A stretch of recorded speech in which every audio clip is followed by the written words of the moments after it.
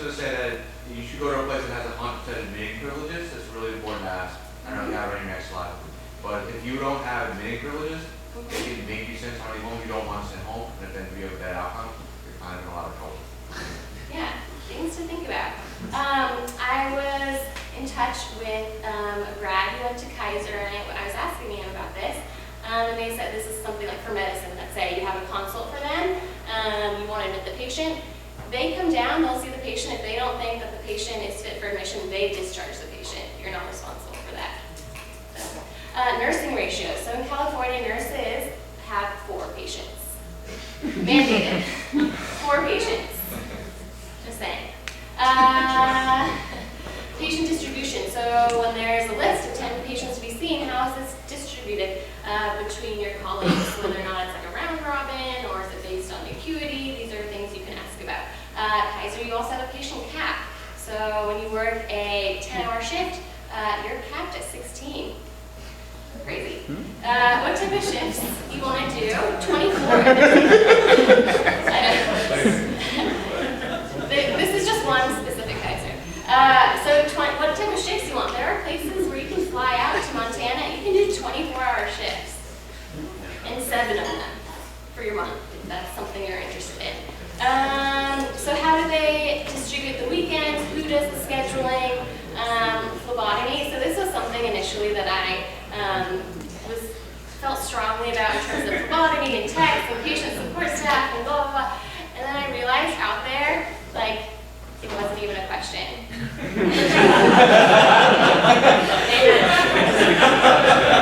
As in, like, they thought I was crazy. If I were to ask, who's responsible for that, or, like, how hard is it to get, some blood? And they looked at me like I was crazy. So, just so you know. And then protocols, this is important to some people. There are places where you are restricted in what you can do for conscious sedation. You can only do propofol, this or that. So there are places that have mandates like that. This is lovely picture here. You can determine what it is or not, but it's something that I walked by for like 6 months with my bike, intern year. So contracts and negotiating, just a few little things. Like I said, there are structures where you are going to sign on, and these are places where they want you to become a member. They want you to buy into this. This is a career, because within 3 years you're going to buy in to Kaiser, and you're going to be a partner. Of note, it's I would say advantageous to look into the termination, whether or not there's due process, which is whether or not you have a group of peers that will review whether or not there's been miscommunication, or if there's your termination is pending, whether or not there is a panel that looks into that. The non-compete clause is something that we talk about, which is also out there, where some jobs say, oh, if our partnership dissolves, you can't work within 25 miles. So you're basically out of the city. And then things to think about, your duty hours. These are things you can negotiate. You are signing a contract for however many hours over the course of a year. This was my shotgun x-ray when there was like a 10-hour wait in A. I was like, shortness of breath, I'm going to get an x-ray. That was in the waiting room, or somewhere not placed. Really crazy. Anyways, so who pays your malpractice insurance? This is important to know. A little bit of background about your malpractice. There's 2 main types, one being claims made versus occurrence. Claims made is more common, and this occurs like while you're working with a company, you are covered because you're working there. But let's say you move on and you're working somewhere else, now you're no longer covered. So that's when the tail coverage emerges. Versus occurrence, which tends to be a lot more expensive, but you are basically covered even if you are no longer working with the company. And then hold harmless clauses, basically preventing finger pointing when things do go wrong. And indemnification is whether or not a physician, like if a hospital is found at fault, whether the physician actually owes the hospital funds for a case.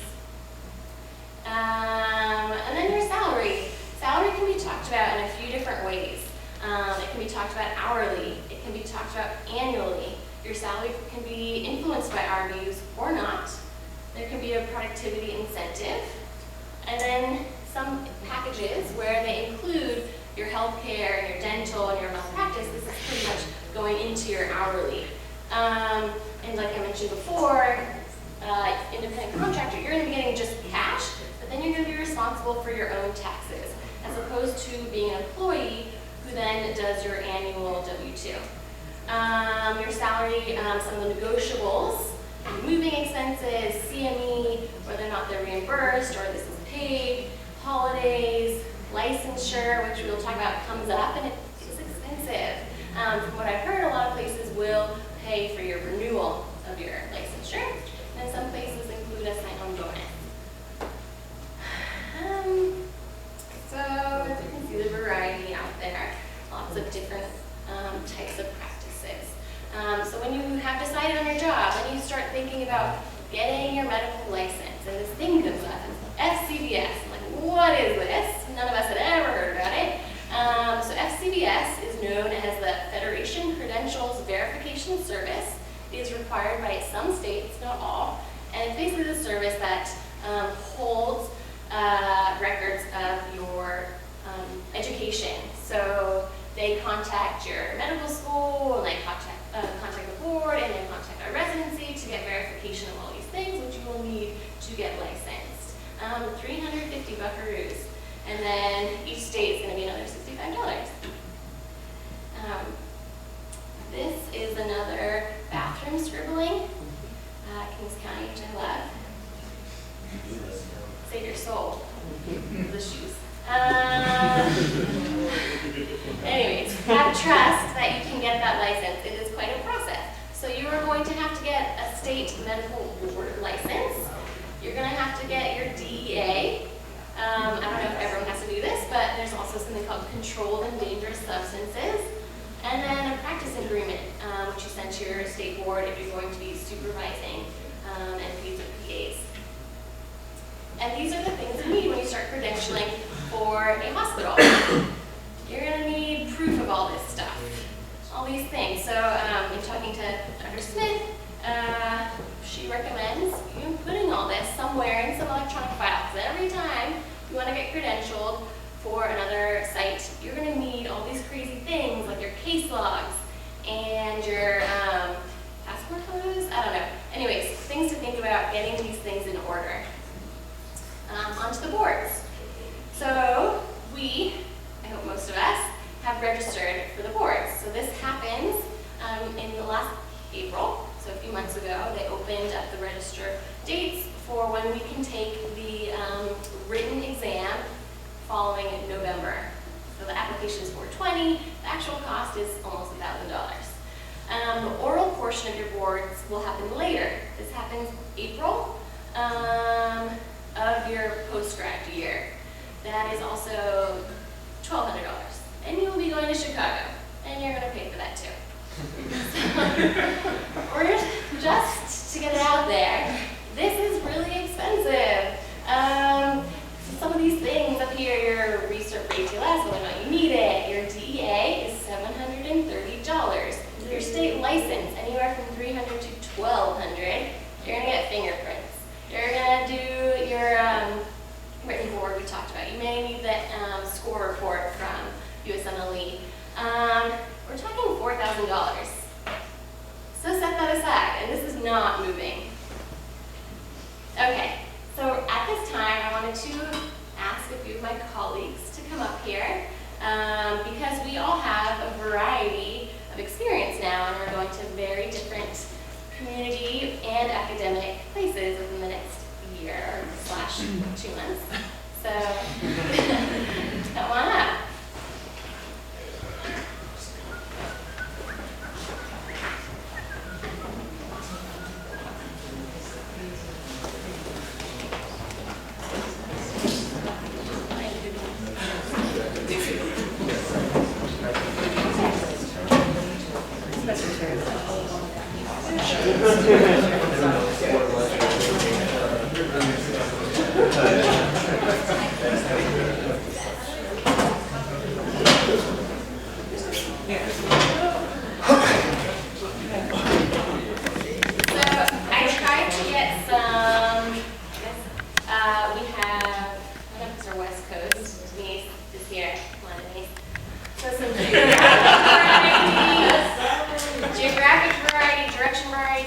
have some fellowship people, we have some community people, we have the South represented, we have New York represented, we have California represented, all totally different processes. So, really quick, I wanted to hear why you chose where you're going. I was ready for a change, and I put all the things I liked into a hat, shook it up, including someplace that was at least a tiny bit liberal, and out came Miami. So that's how I ended up focusing in South Florida for my job search. I'm not gonna lie, I'm a little bit older, and I still have loans, and so finances did play a factor for me. And I wanted to look for a place that I was able to feel comfortable, have the support I needed both professionally and personally, as well as probably make hopefully a little more than the New York salary. That's it. So for me, part of it was comfort, familiarity, going somewhere that I liked being, had been before. Salary was, I have $370,000 worth of loans, so I wanted to go somewhere where I could make like a pretty decent salary. So once I kind of decided on that, I found the major groups that kind of were in that area, and tried to talk to people from all of them, get a good idea of what they were offering, what they weren't offering. But one thing, it's kind of like, for anybody who's a sports fan, it's kind of like being a free agent. This is your time to pick and be picky and choosy about what you want and don't want. Having said that, no one job is going to be perfect, so you have to find what are your deal breakers, what are your absolute must-haves. But having said that, they don't need to know any of that. Like, I kind of knew I was going to take my job way before I told them, and managed to squeeze like a bonus out of them that they weren't really going to do. So, kind of keep your cards close to the vest is one thing that I would say. And also, if you're not sure, like, because I'm doing some locums as well, and if I had kind of known on the front end what I know now, I would have actually had the locums people pay for my license, because that's something that a lot of them are willing to do, especially if it's somewhere that you want to be already. So just to kind of offset a lot of the many, many costs that they went through. Start saving now. Yeah. I think for me, I knew I wanted to do a fellowship, and so my search sort of took me back to California, where I was from, and then also at places that had strong academic fellowship programs for leadership and sort of ED operations. And so really, I just kind of put out feelers. There were some programs that didn't really advertise themselves, like on EMRA's website, in terms of having a leadership and advocacy fellowship. So I just sort of reached out to places, and ultimately I ended up selecting the place that I felt their mission and vision was aligned with my own. Their culture was, I think, again, sort of patient-centered, and where I think I could get the best opportunity for sort of projects and leadership exposure.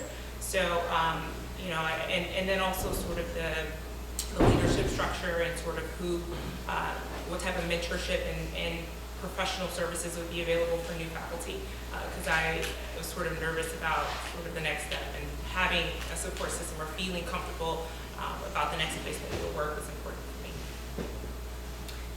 For me, similar to Brenda, so I was looking for leadership opportunities and fellowship. For me, I also would like to go back to school and to get an advanced degree, so that was something that narrowed down my search, because there are about 8 programs in the country that really have some version of what I'm specifically looking for. I think that I just kind of went all over the place because I'm from New York, and I think that I was toying with the idea of leaving. I think that fellowship for me was a good opportunity to leave because it's a finite period of time.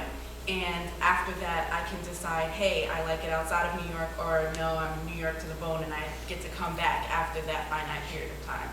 At the end of it, I was between 2 places, and I chose the further place, specifically for that reason. So it's also just an opportunity to kind of get out, see the world, see what else the country has to offer, and kind of make your decision from there. So for me, my goals kind of evolved throughout residency. My intern year, I told my mom I was going to go to Alaska, make $1 million, and pay back all my loans. I'll come back smellier, hairier, have some cool stories, but I'll eventually come back to New York. But throughout the course, I kind of continued to develop a very strong core group of friends, and I also started a long-term relationship with who also plans to stay in New York for a while, so my goals kind of shifted.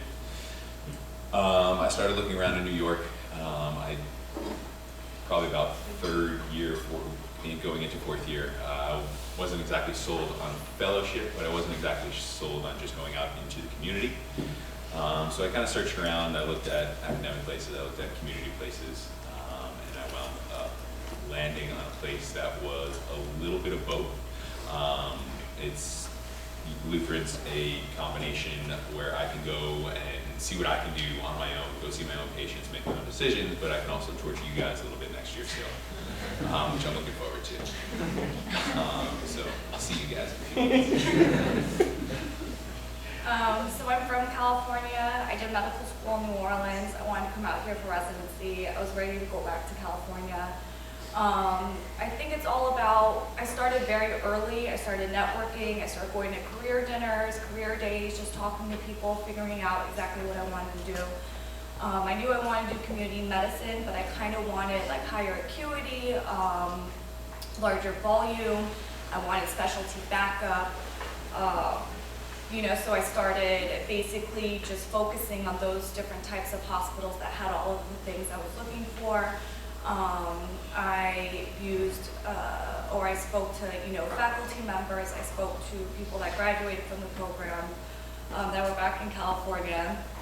And then from there, just kind of, reached out and applied based on that. Yeah. I got my dream job. Yeah, does anyone have any questions? Yeah. When do we have to decide by? What's the deadline? It's always different. June, don't. for It's you, all- yeah, June it's 30th, It's all 2018. different. Depends if you want a job or not, but you don't.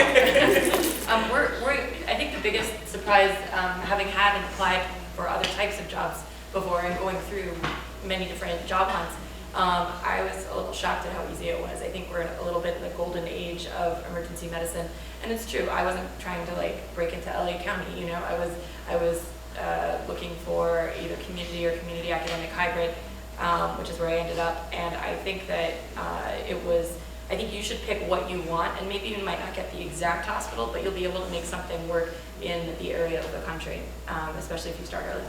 I think for fellowship, you need to start a little bit earlier.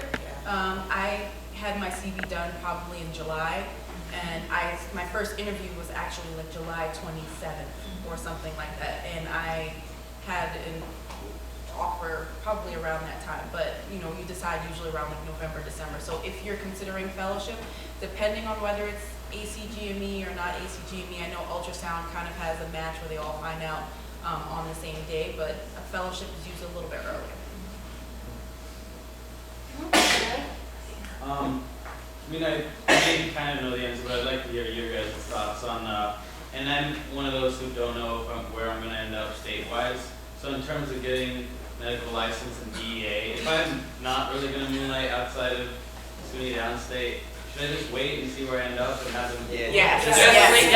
But once you decide, start, because it can take a long time. Yeah. It's a But- long Or process. you could do FCBS now if you want. Not all states require it. Not everyone agrees on this. I just did it because I was like, I don't know where I'm ending up. I don't know if I'm moving back. I just paid for it, and I felt in that way I never have to go through my 14 transcripts again. I think it also depends on the state. Like California takes 6 months. For Georgia, it took me about a month and a half. And my DEA took 6 days. Yeah. So it's your money. They did, yeah. As soon as the check clears, they're fine. But, Guys, we're gonna do one more question because we have to move on after this, but this might be something we can bring back and have another opportunity to revisit. We'll sit here for a few minutes. So we don't. Okay. About locums, how do you go about figuring out who to work for, what kind of work you were going to do for locums?